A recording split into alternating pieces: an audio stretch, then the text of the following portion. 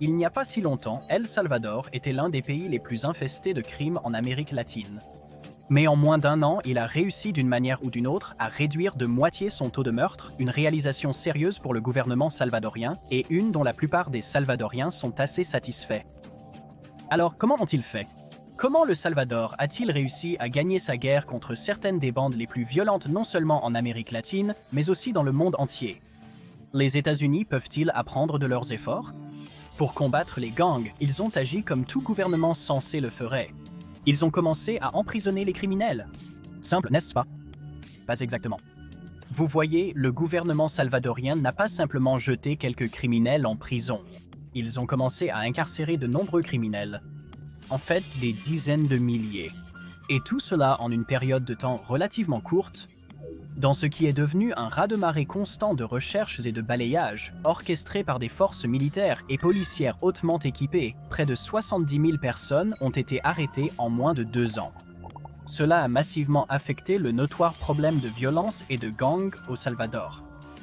Mais ces arrestations enthousiastes ont également créé la nécessité de ce qu'on appelle des méga-prisons, et a donné à cette nation relativement petite d'environ 6 500 000 personnes l'honneur d'avoir le taux d'incarcération par habitant le plus élevé au monde, soit 605 prisonniers pour 100 000 citoyens en décembre 2022.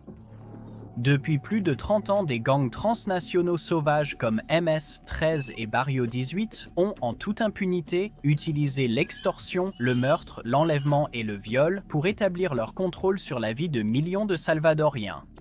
Mais plus maintenant.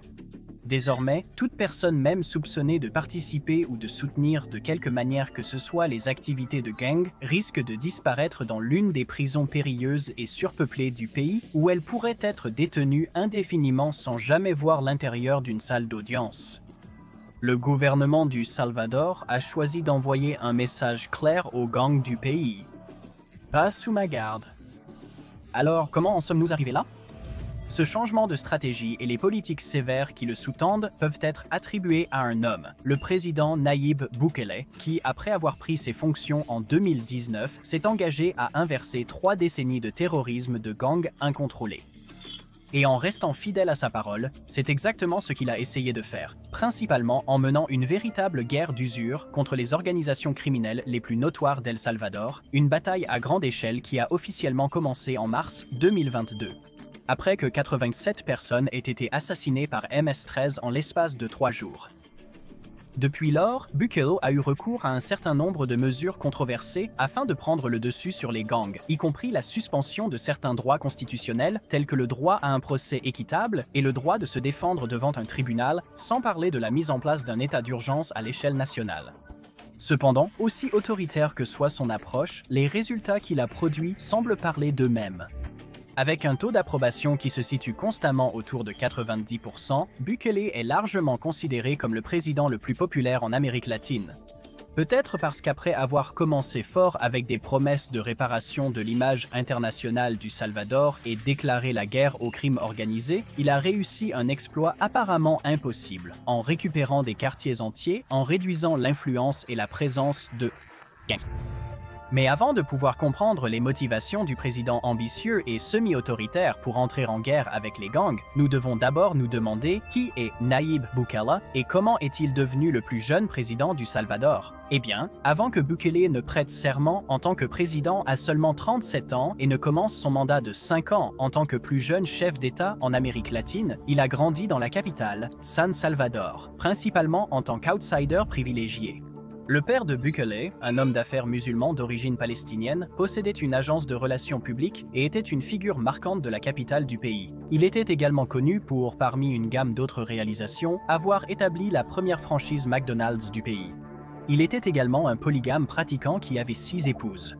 Il va donc sans dire que Bukele a grandi dans une grande famille qui comprenait 3 frères et 7 demi-frères et sœurs. Jeune homme, Bukele a fréquenté une école privée bilingue, ce qui pourrait en partie expliquer son anglais patient et bien pratiqué, où la plupart de ses pairs aisés partageaient son ambition personnelle et des valeurs familiales conservatrices. Encore jeune, le parcours politique de Bukele a commencé lorsqu'il a quitté l'université pour gérer une boîte de nuit au centre-ville de San Salvador, avant de finalement prendre en charge l'agence de relations publiques de son père. Quelques années plus tard, en 2011, Bukele a lancé une campagne autofinancée visant la mairie de Nuevo Cuscatlán, une municipalité considérée comme faisant partie de la zone métropolitaine de San Salvador. Une campagne qu'il a remportée avec une marge de moins de 2%. Désireux de progresser politiquement et encouragé par son parti actuel, le Front de Libération Nationale Farabundo Martí, ou Front de Libération Nationale Farabundo Martí, l'un des deux principaux partis politiques qui ont émergé pendant la guerre civile salvadorienne, la prochaine cible de Bukele était la mairie de San Salvador, un poste largement considéré comme un tremplin vers la présidence. Mais à ce moment-là, il pouvait déjà sentir son influence individuelle grandir. Il a décidé d'exclure le parti de sa campagne, cherchant le soutien de membres de la famille connectée et d'anciens amis à la place, et a participé à la course à la mairie de 2015 en tant que candidat indépendant, une manœuvre réussie qui lui a permis de puiser dans les sentiments anti-établissement et d'attirer une gamme diverse de partisans. Né en 1981, Bukele se situe à la frontière entre la génération X et les millennials, ce qui signifie, contrairement à beaucoup de ses prédécesseurs et adversaires plus âgés, qu'il est arrivé au pouvoir à l'ère d'Internet et des médias sociaux. Et à cause de cela, Bukele a pu contourner les médias traditionnels et atteindre un public massif à qui il s'est présenté en ligne et en personne comme un véritable libre-penseur, désireux de bouleverser le paysage politique et de s'opposer au statu quo, une image qu'il a pleinement légitimée lorsqu'il a choisi de tourner le dos au Front de Libération Nationale Farabundo Martí. Mais il faudrait plus qu'un mépris sur Twitter pour que le Front de Libération Nationale Farabundo Martí, le parti de gauche des deux précédents présidents, décide officiellement d'exclure Bukele de leur parti. Il n'a pas aidé que Bukele avait déjà acquis une réputation pour avoir négligé les permis requis et ignoré les réglementations de zonage dans son administration. Il a ensuite été accusé d'avoir jeté une pomme au directeur juridique du conseil municipal lors d'une réunion, l'accusant directement de conspiration avec ses adversaires contre lui.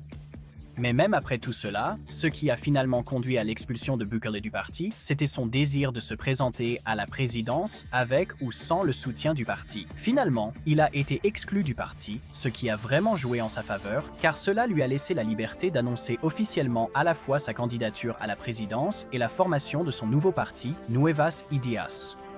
Mais avec sa nouvelle liberté, Bukele a également développé une résistance farouche à toute critique de ses politiques ou de son leadership. Et en réponse à ce qu'il a considéré comme des attaques personnelles injustes, il s'est mis à façonner un paysage médiatique alternatif et plus amical pour lui-même. Un paysage incluant des émissions TV, un réseau de trolls Twitter, des YouTubers et des publications postant des histoires favorables sur Facebook. Et que cela ait été son intention dès le départ ou non, c'est difficile à dire. Mais en rompant publiquement avec l'un des principaux partis politiques du pays, il a pu se positionner comme un guerrier solitaire luttant contre la corruption politique. Une position qu'il a clairement exprimée lorsqu'il a commencé à utiliser le slogan de campagne « Il y a assez d'argent pour tout le monde tant que personne ne vole ». Au final, la stratégie éthiquement discutable de Bukele a fonctionné à merveille et en février 2019, avec seulement 53% des voix, il a remporté la présidence et s'est empressé de combler le vide politique laissé par les deux partis historiques du pays, désormais discrédités. CIP India. Bukele et son ascension fulgurante dans la hiérarchie politique, passant de maire d'une ville de moins de 10 000 habitants à maire de la capitale du pays, pour devenir le plus jeune président que le pays ait jamais eu, symbolise un nouveau chapitre dans l'histoire politique tumultueuse d'El Salvador. Ou du moins, c'est ce qu'il semblait. Malgré la plateforme largement anticorruption de Bukele, il n'a pas fallu longtemps pour que son gouvernement prenne une allure étrangement autocratique. Surtout après les élections législatives et municipales qui ont eu lieu 2 ans plus tard, et Nuevos Ideas a remporté 56 des 84 sièges de l'Assemblée législative et 152 des 262 mairies d'El Salvador. Les élections étaient généralement considérées comme libres et équitables, mais c'était tout de même une victoire écrasante qui a effectivement donné à Bukele le contrôle du Congrès du pays. Alors, vous vous demandez peut-être, qui est vraiment Bukele? Est-il le véritable deal, un véritable défenseur du changement ou simplement un autre opportuniste politique plein de promesses gonflées qu'il ne tiendra jamais? Il a, si rien d'autre, certainement provoqué la controverse et généré un important battage médiatique. Mais la popularité de Bukele, bien que renforcée à chaque étape par une campagne de propagande approfondie, semble également être basée sur des résultats tangibles et positifs. Plusieurs de ses initiatives, sa gestion de la pandémie de coronavirus disease 19, son engagement envers divers projets d'infrastructures publiques, sa volonté d'augmenter le salaire minimum du pays et ses tentatives pour maintenir les prix bas de l'essence ont tous été largement populaires et réussis. Peut-être plus important encore, il a également réussi à susciter un sentiment d'espoir et de fierté nationale chez des millions de Salvadoriens, un optimisme prudent qui semble être enraciné dans l'idée que El Salvador met enfin de l'ordre dans ses affaires. Mais peut-être que le plus grand boost à la popularité de Bukele, et ce qui pourrait bien être son héritage en tant que président, est la guerre qu'il continue de mener contre les gangs les plus meurtriers du pays. La violence des gangs est une part courante de la vie de nombreux latino-américains à différents niveaux. Extorsion, enlèvement, meurtre, contrebande et d'autres brutalités ont persisté depuis la fin des années 90, principalement en raison de l'instabilité sociale, économique et politique qui a suivi la guerre civile. Et au cours des dernières décennies, chaque président salvadorien a eu du mal à gérer le problème de la violence des gangs. Une administration passée a mis en œuvre une politique connue sous le nom de mano dura, ou main forte, qui consistait à déployer des soldats dans les quartiers pauvres pour arrêter les membres présumés de gangs, remplissant ainsi efficacement les prisons du pays. Une autre administration a instauré ce qu'on appelle super mano dura, dont vous pouvez probablement imaginer le fonctionnement. Mais ensuite est arrivé Nayib Bukele, qui, ironiquement, alors qu'il était maire de San Salvador, a réellement critiqué des tactiques de police agressives comme celle-ci, les qualifiant non seulement d'impraticables, mais aussi d'immorales. Eh bien, tout cela a changé en l'espace de 3 jours lorsque des membres de MS-13 ont assassiné 87 personnes lors d'une effroyable tuerie qui a choqué le pays. La violence des gangs à El Salvador a toujours posé problème, mais cette fois-ci, c'était différent. Cette fois, les victimes étaient principalement des civils innocents sans affiliation à un gang. Et cette fois, le message sous-jacent des meurtres visait à atteindre une seule figure, Bukele. Quant à savoir pourquoi les gangs essayaient d'intimider Bukele, 2 théories ont émergé. Le président nouvellement nommé a fait du bruit en annonçant une réduction drastique de la criminalité liée aux gangs pour améliorer l'image d'El Salvador à l'étranger. Alors, dans une tentative de lui montrer qui était le patron, des membres de MS-13 ont commencé à tuer des gens, laissant au moins un corps sur la route menant à Surf City, une zone côtière que Bukele avait revitalisée et renommée dans l'espoir d'attirer des touristes internationaux. L'autre théorie est un peu plus compliquée, sinon surréaliste. D'après diverses sources, dont les États-Unis. Selon plusieurs sources, dont l'ambassade des États-Unis à El Salvador, le département du Trésor des États-Unis et El Faro, un journal en ligne précédemment basé à San Salvador, l'histoire raconte qu'au début de 2020, au début du mandat de Bukele, au moins 2 fonctionnaires du gouvernement ont directement négocié avec les dirigeants des 2 plus grands gangs du Salvador, MS-13 et Barrio 18, établissant une trêve provisoire entre les gangs et l'État. Le chef du système pénal salvadorien est le vice-ministre de la Justice et de la Sécurité publique, Osiris Luna Meza, ainsi que le président de l'unité de reconstruction du tissu social, Carlos Amilcar Marroquín Chica, ont tous deux été accusés d'avoir organisé et participé à plusieurs réunions secrètes avec des chefs de gang incarcérés, finissant par établir une trêve secrète. En échange de la protection du gouvernement contre l'extradition vers les États-Unis pour certains chefs de gang, d'un meilleur traitement pour les membres de gangs déjà incarcérés et d'autres incitations financières, les chefs de gang ont accepté d'offrir leur soutien politique et, plus important encore, de réduire le nombre d'homicides dans le pays. Il est allégué que certains chefs de gang emprisonnés ont également reçu des traitements extra-spéciaux, y compris l'accès à des téléphones mobiles et à des prostituées. Malgré des preuves assez solides, lorsque les nouvelles de ces négociations ont été révélées en août 2020, Bukele et son bureau ont vigoureusement nié qu'un tel accord ait jamais été conclu. Alors pourquoi, beaucoup se sont demandé, un porte-parole de MS-13 prétendrait publiquement que leur tuerie de 3 jours qui a laissé au moins 87 personnes mortes et tout le pays craignant pour leur sécurité, était la réponse du gang à la rupture de leur trêve de 2 ans et demi par le gouvernement en attirant un certain nombre des leaders du gang à une réunion puis en les arrêtant. Trêve secrète ou non, dans tous les cas, Bukele a prouvé qu'il ne se laisserait pas intimider. Et pour bien clarifier les choses, en mars 2022, quelques jours seulement après les meurtres, l'Assemblée législative a mis en place un état d'exception de 30 jours qui a donné aux autorités le pouvoir d'arrêter toute personne soupçonnée d'affiliation à un gang et de la détenir indéfiniment sans procès. Se rassembler en groupe de plus de 2 personnes, sauf pour les services religieux, les événements sportifs ou les réunions à des fins culturelles et économiques, est également devenu, pendant plusieurs mois, une infraction passible d'arrestation.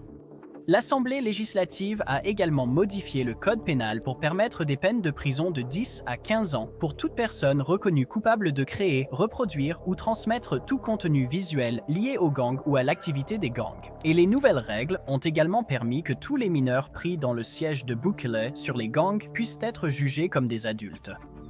Pour beaucoup, cela semble excessivement sévère, oppressif au mieux et autocratique au pire. Et il est vrai que de nombreux individus innocents se sont retrouvés en prison simplement pour avoir été au mauvais endroit au mauvais moment. Mais aussi inconfortable que cela puisse être, nous ne pouvons ignorer le fait que ces changements radicaux ont également produit des résultats tangibles. Avant Bukele, les membres de gangs étaient reconnus pour empêcher quiconque vivait sur le territoire d'un autre gang d'entrer sur le leur, pour quelque raison que ce soit, même s'ils voyageaient en transport public. Les individus devaient montrer une pièce d'identité gouvernementale pour confirmer leur adresse. Si quelqu'un était découvert vivant sur le territoire d'un gang ennemi, il risquait le refus d'entrée, des violences, voire la mort. Les entreprises devaient payer des pots de vin pour opérer sur le territoire d'un gang spécifique. Mais alors que l'état d'exception de 30 jours de Bukele continuait d'être prolongé et que l'activité des gangs à l'échelle nationale continuait de diminuer, la liberté de mouvement pour les civils a régulièrement augmenté. Pas complètement cependant. Même si l'état d'exception ne mentionnait pas spécifiquement les restrictions de voyage, Bukele a averti les citoyens peu de temps avant son approbation que la mesure pourrait inclure des fermetures temporaires dans certaines zones qui ont principalement pris la forme de forces de sécurité gouvernementales et de police limitant l'accès à certaines communautés à faible revenu qui étaient connues pour être des points chauds pour l'activité des gangs. Maintenant, plus d'1 an et demi après l'état d'exception d'El Salvador, qui a été largement caractérisé par des arrestations massives, l'usage excessif de la force, l'érosion de nombreuses libertés civiles et des accusations continues de violation des droits de l'homme, Bukele est resté catégorique sur le fait que cela a toujours fait partie de sa recette pour le succès. Son plan, a-t-il dit, a toujours dépendu de la rupture avec les stratégies établies afin de progresser malgré les critiques, même si des représentants des États-Unis et de l'Union européenne l'ont critiqué pour certaines de ses actions les plus discutables en tant que président, principalement sa manipulation intentionnelle de la constitution du pays qui l'aurait empêché de se présenter pour un second mandat. La réponse typique de Bukele à l'ingérence des gouvernements étrangers a été essentiellement de dire aux États-Unis et à l'Union européenne que cela ne les regarde pas, tout en soulignant que El Salvador est un petit pays qui joue un rôle relativement mineur sur la scène mondiale. Depuis des décennies, Bukele a dit « El Salvador a fait ce que d'autres nations ont dit être le meilleur ». Protégé par des puissances étrangères, le gouvernement a remis le pays à la droite. Protégé par d'autres agents externes, le pouvoir a été remis à la gauche.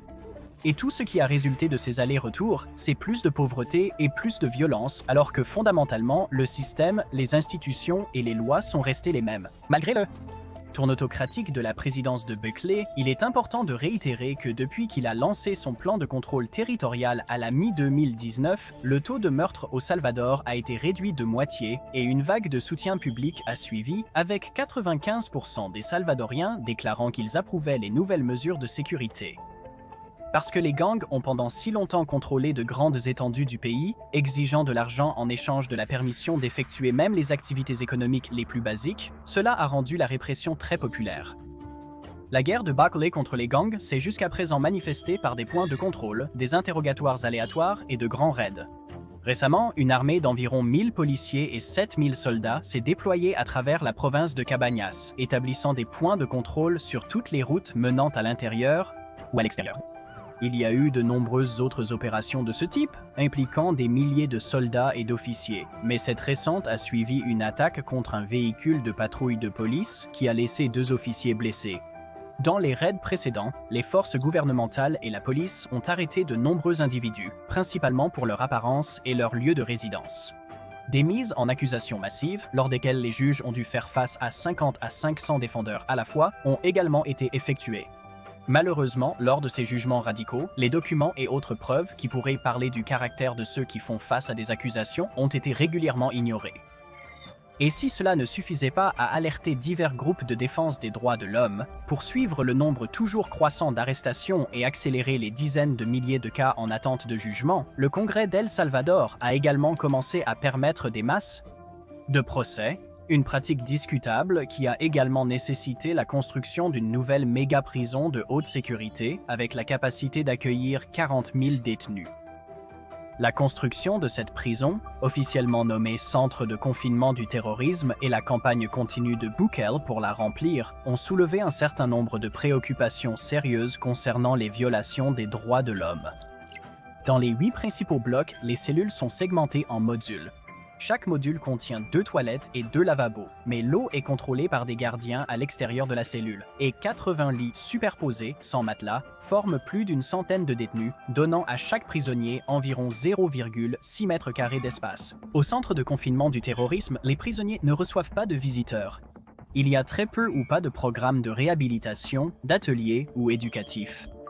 Et à partir de juillet 2023, la nouvelle méga-prison de Bukele abritait plus de 12 500 détenus.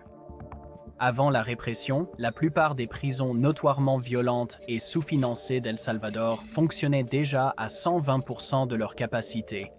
Et par le passé, notamment pendant l'administration Sanchez-Serén, les prisons elles-mêmes étaient assiégées par divers états d'urgence, pendant lesquels les prisonniers étaient enfermés 24 heures sur 24, privés d'accès à des avocats et à des soins de santé, et se voyaient refuser la possibilité de participer à leur propre procès. Et seul le temps dira si les conditions à centre de confinement du terrorisme T se sont avérées meilleures. Ce qui est encore plus préoccupant, cependant, c'est que des centaines, peut-être même des milliers, d'individus innocents ont été emportés pendant l'état d'exception en cours de Bukele, beaucoup d'entre eux disparaissant dans le système de justice pénale de plus en plus défectueux du pays. Cette situation a conduit à des milliers de nouveaux prisonniers en attente en détention, souvent dans des conditions surpeuplées ou infrahumaines, alors que leurs procès prennent des années à se dérouler, pendant lesquelles beaucoup sont morts. Ces injustices ont laissé de nombreux Salvadoriens, ainsi que des observateurs d'autres nations, se demander quelle situation est la pire, le poing de fer de Bukele ou les décennies d'oppression violente par les gangs. Maintenant que nous comprenons mieux la vie sous Bukele, à quoi ressemblait la vie sous les gangs? Depuis la fin des années 90, des gangs violents ont imposé leur influence sur les citoyens du Salvador, mais ils n'ont pas commencé là. En fait, les origines des deux MS-13 et Barrio 18 peuvent être retracées jusqu'à Los Angeles. Pendant une période de migration massive dans les années 80, lorsque des centaines de milliers de Salvadoriens ont fui vers le nord pour échapper à la violence de la guerre civile, de nombreux adolescents se sont retrouvés orphelins ou sans le sou ou se sentant à la dérive après leur arrivée en Amérique. Nombreux sont attirés par le crime dans les quartiers défavorisés, où des gangs noirs, asiatiques et mexicains luttent âprement pour le contrôle, le marché de drogue illégale et l'expansion territoriale. Émergeant au sein de la communauté immigrée salvadorienne, MS-13 ou Mara Salvatrucha a commencé comme un gang de rue local dans le quartier de Pico Union, composé principalement de jeunes délinquants amateurs de heavy metal qui en avaient assez d'être victimes d'intolérance raciale et de persécution. Le nom Mara Salvatrucha reflète les racines salvadoriennes de ses membres initiaux, Mara étant un terme d'Amérique centrale pour un gang et Salvatrucha indiquant une identité salvadorienne. Alimentés par le désir de protéger leur communauté dans ses premiers jours, le but initial de MS-13 était de se protéger eux-mêmes et les autres immigrants salvadoriens des gangs de Los Angeles plus établis, et pendant de nombreuses années, MS-13 a opéré à une échelle relativement petite, s'impliquant principalement dans des entreprises criminelles locales et des violences de rue. Mais pendant les années 90, un changement significatif s'est produit. En 1996, pour démontrer sa position ferme sur l'immigration et le crime, l'administration Clinton a adopté une loi exigeant l'expulsion des non-citoyens purgeant des peines de crimes majeurs de plus d'1 an. Des dizaines de milliers de jeunes ont été rapatriés, principalement des jeunes hommes du Guatemala, du Honduras et El Salvador, dont beaucoup étaient associés à des gangs. Aussi, en 1996, l'État de Californie a nettement étendu son domaine pour les crimes expulsables. Dans certains cas, une arrestation pour ivresse au volant ou petit vol pouvait conduire à l'expulsion d'un individu des États-Unis indépendamment de la durée de son séjour. Il y avait, comme on pouvait s'y attendre, un certain nombre de problèmes avec cette approche. Premièrement, les États-Unis ont commencé à expulser un grand nombre de délinquants violents sans informer leur gouvernement d'origine de leur identité ou de la nature de leurs crimes. Beaucoup de ces individus avaient également passé la majorité de leur vie aux États-Unis et avaient donc peu, voire aucune, connexion dans leur pays d'origine.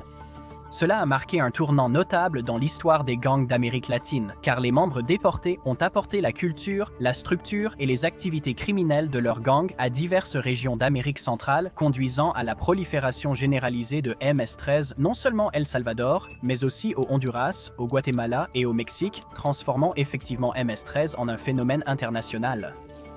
À mesure que leur présence grandissait, l'ampleur de leurs crimes s'accroissait, passant rapidement de délits locaux au trafic de drogue, au trafic humain, à l'extorsion, aux agressions graves, aux meurtres et aux assassinats organisés.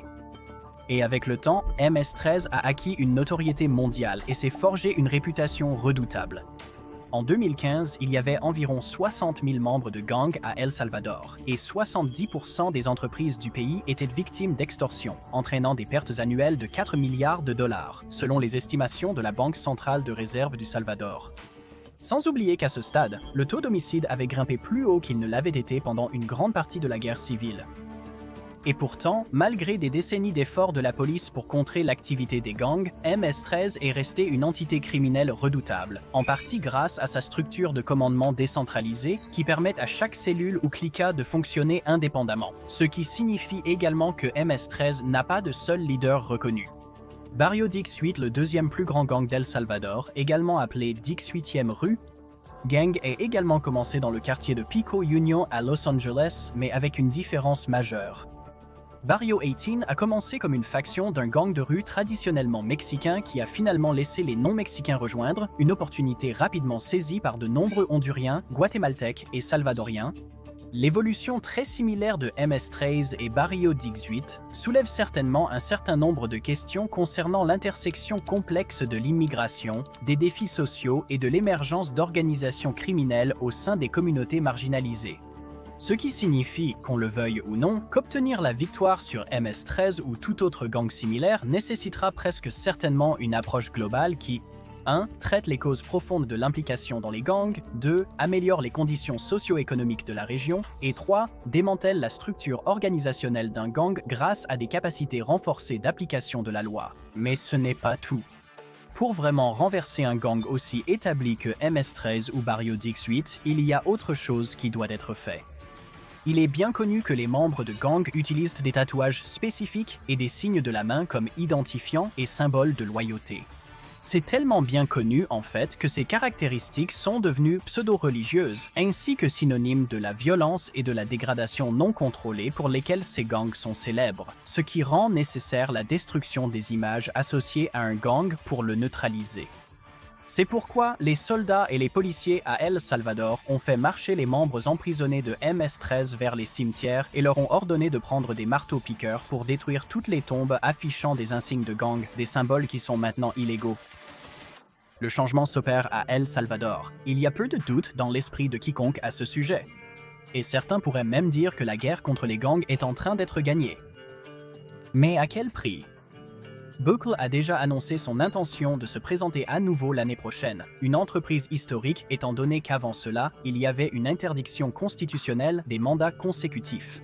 Néanmoins, la plus haute cour du pays a statué en sa faveur en 2021, et la capacité de Bukele à briguer un second mandat a été un sérieux sujet de débat depuis lors, beaucoup pensant que ce n'est pas une coïncidence que les juges de cette cour aient été nommés par un congrès dominé par le parti de Bukele. La question est maintenant, est-ce que 5 années supplémentaires de l'approche autoritaire de Bukele sont vraiment ce dont El Salvador a besoin ? Si cela résout le problème des gangs une fois pour toutes, beaucoup pourraient dire oui, mais d'autres pensent que s'il continue à faire ce qu'il fait, le prochain problème qu'il devra résoudre en tant que président sera une crise des droits de l'homme provoquée par des arrestations illégales et une incarcération de masse. L'approche hyper agressive de Bukele à l'égard du problème des gangs lui a valu des taux d'approbation très élevés, ce qui a entraîné un culte de politiciens régionaux déterminés à imiter ces politiques intransigeantes dans l'espoir de gagner leurs propres électeurs. Mais alors que les plaintes documentées sur les abus des droits de l'homme continuent de s'accumuler, avec près de 200 personnes qui seraient mortes en détention d'État, nombreux sont ceux qui disent que le président de 42 ans balaie les contrôles et équilibres clés du processus démocratique. Beaucoup croient également que l'ajout de procès de masse ne fera qu'augmenter le nombre de personnes innocentes emprisonnées et contribuera à l'aggravation des conditions de détention. Mais El Salvador n'est pas le seul pays à lutter pour résoudre son problème de gangs. Beaucoup de nations constatent une violence de gangs, notamment fusillades et attentats, à une échelle inédite. Haïti, par exemple, a vu la violence des gangs s'intensifier et se propager depuis sa capitale, Port-au-Prince, à travers le centre du pays jusqu'à ses deux autres grandes villes, marquant une augmentation significative des meurtres, des enlèvements et de la violence sexuelle ces derniers mois. Depuis 2021, suite à l'assassinat du président Jovenel Moïse, Haïti est en proie à une instabilité politique et, par conséquent, les gangs ont continué à augmenter leur pouvoir au point de contrôler plus de 80% de la zone métropolitaine de Port-au-Prince.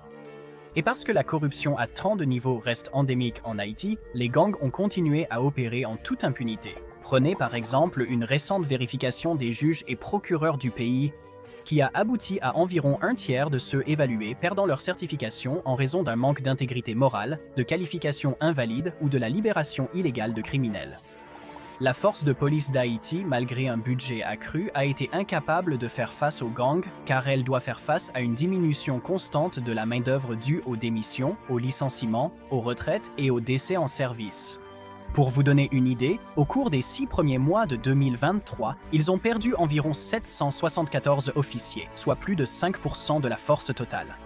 À l'heure actuelle, tout comme El Salvador, Haïti est confronté à de graves problèmes liés à l'incarcération de masse, car plus de 80% de leur population carcérale actuelle est détenue en préventive, la plupart dans des conditions alarmantes.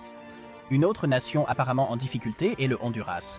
Suivant l'exemple de Bukele, l'actuelle présidente, Xiomara Castro, a déclaré la guerre à l'extorsion liée aux gangs, un problème que la dirigeante de gauche considère comme très grave car il provoque non seulement une stagnation économique, mais alimente la violence et a contraint d'innombrables Honduriens à quitter le pays.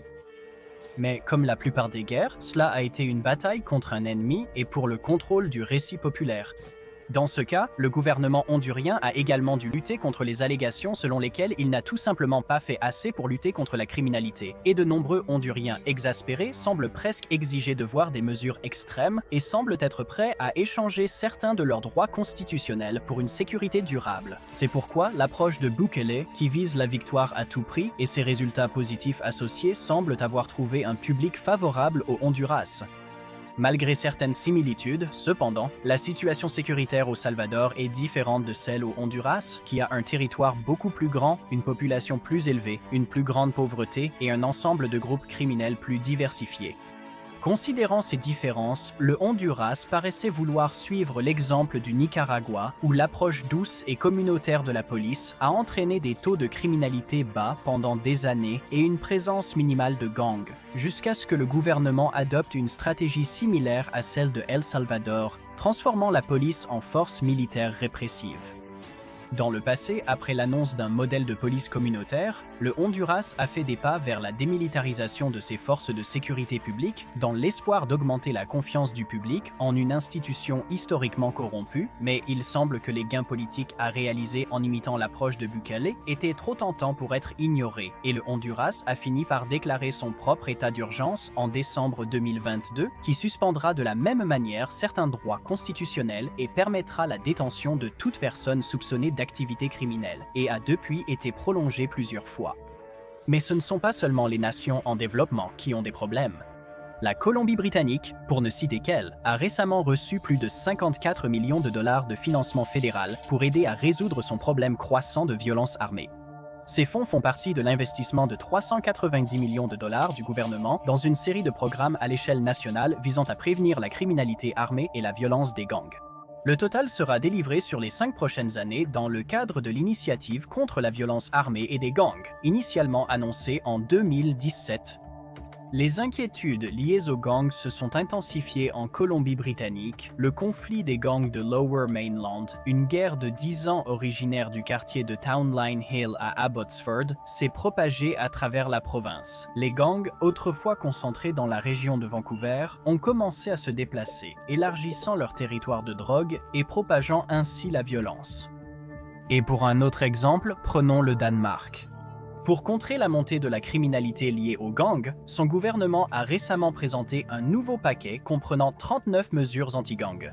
Parmi celles-ci figurent des réglementations plus strictes pour les mineurs et un appel aux familles pour qu'elles assument leurs responsabilités. Le paquet comprend également des peines plus sévères pour les membres de gangs, des outils de police supplémentaires et des initiatives conçues pour empêcher les gangs de recruter des jeunes. Ceci a été une préoccupation majeure pour le gouvernement danois. L'audace que les gangs ont montrée dans leur recrutement d'enfants, sans parler de leur implication active dans des activités criminelles, a été choquante. Les fusillades et coups de couteau sont devenus une préoccupation, d'où l'introduction de mesures contre l'usage d'armes dangereuses, incluant des peines doublées pour les gangsters utilisant des couteaux dans la violence et des sanctions plus lourdes pour la possession de couteaux. Le gouvernement danois a également prévu des peines plus sévères pour les crimes économiques et les actes de violence dites d'humiliation, qui sont définis comme des abus émotionnels visant à créer un sentiment de honte ou d'indignité chez ses victimes. Mais le Danemark n'est pas le seul pays scandinave à avoir des problèmes. Historiquement, l'un des pays les plus paisibles du monde, la Suède, a connu une récente flambée de violence de gangs comme elle n'en a jamais connu auparavant. En fait, en 2022, la Suède a enregistré plus de 60 décès par balle, le chiffre le plus élevé jamais enregistré, et était en passe d'égaler ou de dépasser ce nombre en 2023. Les rapports des médias ont lié la récente flambée de violence à une querelle entre factions rivales d'un gang criminel identifié comme Foxtrot ou le réseau Foxtrot, principal distributeur de stupéfiants illégaux en Suède. Et il semble que le Premier ministre suédois Ulf Kristersson en ait assez, ayant récemment rencontré le chef de l'armée du pays pour discuter de la manière dont ils pourraient travailler ensemble pour endiguer cette flambée sans précédent de fusillades et d'attentats à la bombe. Pendant des années, la Suède a réussi à gérer son problème relativement petit de violence de gang. Mais maintenant, avec des incidents qui se produisent presque quotidiennement et beaucoup des victimes étant des adolescents et des passants innocents, l'escalade de la violence des gangs est devenue impossible à ignorer. Et donc, en réponse à l'évolution de la nature des activités criminelles du pays, le gouvernement suédois a également commencé à réviser son code pénal, mettant en œuvre des changements destinés à élargir les pouvoirs de la police, permettre des peines de prison plus longues et offrir une meilleure protection aux témoins. Soulignant la nécessité de réformes juridiques complètes, le Premier ministre Kristersson aurait déclaré que les lois suédoises ne sont pas conçues pour les guerres de gangs et les enfants soldats. Pour aggraver les choses, les gangs suédois sont connus pour recruter des adolescents issus de quartiers d'immigrants défavorisés, ce qui a inévitablement soulevé des questions sur les politiques d'immigration historiquement libérales de la Suède. Par conséquent, les législateurs suédois ont passé l'année dernière à renforcer les contrôles sur l'immigration, espérant que cela pourrait contribuer à réduire l'augmentation de la criminalité et d'autres problèmes sociaux dans le pays. Cela marque un changement drastique pour le pays, étant donné qu'aux côtés de l'Allemagne, la Suède s'est longtemps distinguée des autres nations européennes en accueillant volontiers des centaines de milliers de demandeurs d'asile du Moyen-Orient et d'Afrique. Malheureusement, les nouvelles politiques mises en œuvre par le gouvernement de centre-droit de Kristersson, qui a pris le pouvoir l'année dernière en promettant de sévir contre la criminalité, ont peu contribué à endiguer la violence. Les dirigeants du Danemark ont également souligné qu'une part significative des gangs du pays est composée de jeunes issus de minorités dont beaucoup, après avoir eu du mal à s'intégrer avec succès dans la société danoise, ont été contraints de chercher ailleurs une communauté et une sécurité. Le fait que la violence des gangs et l'immigration sont des problèmes complexes qui sont depuis longtemps étroitement liés ne peut vraiment pas être sous-estimé. Ce qui signifie que pour vraiment comprendre l'un ou l'autre de ces problèmes, divers facteurs sociaux, économiques et politiques doivent être pris en compte. Des changements drastiques dans la politique d'immigration et la stigmatisation des communautés immigrées ne feront que compliquer davantage le problème. Les gens migrent souvent pour échapper à la violence, à la pauvreté et à l'instabilité politique ou pour chercher de meilleures perspectives économiques, mais il y aura toujours des entraves à l'intégration sociale et économique. C'est pourquoi, pour aborder efficacement ces problèmes, il va falloir une approche globale. Une approche qui traite, premièrement, les causes profondes de l'implication dans les gangs, deuxièmement, génère un soutien pour l'intégration sociale et économique, et troisièmement, promeut des politiques inclusives pour que les immigrants prospèrent dans leur nouvelle communauté. Car malheureusement, en l'état actuel des choses, les jeunes ayant des opportunités limitées vivant dans des quartiers défavorisés sont des candidats de choix pour le recrutement par les gangs. Alors qu'en même temps, dans de nombreux pays occidentaux, l'expansion ou l'émergence de marchés de la drogue ont conduit à une augmentation des conflits territoriaux, perpétuant ainsi le cycle de la violence. Car à mesure que la demande de drogues illégales augmente dans une région spécifique, la concurrence pour le contrôle du marché qui en résulte augmente également.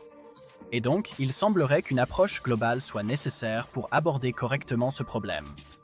Une qui traite à la fois de la violence derrière les conflits territoriaux et de la demande sociétale croissante pour les drogues illégales. Mais nous aimerions entendre vos pensées sur la question. L'approche autoritaire de Bukele est-elle le seul moyen de lutter contre la violence des gangs? Comment l'immigration peut-elle être liée à l'implication dans les gangs? Y a-t-il un lien entre l'augmentation de l'activité des gangs et la demande de drogue illégale? Partagez votre avis dans les commentaires. Et si cette vidéo vous a intéressé, n'hésitez pas à consulter notre vidéo sur comment la géographie a rendu Alcatraz impossible à s'échapper ou cette autre sur une île qui est encore pire. Merci d'avoir regardé.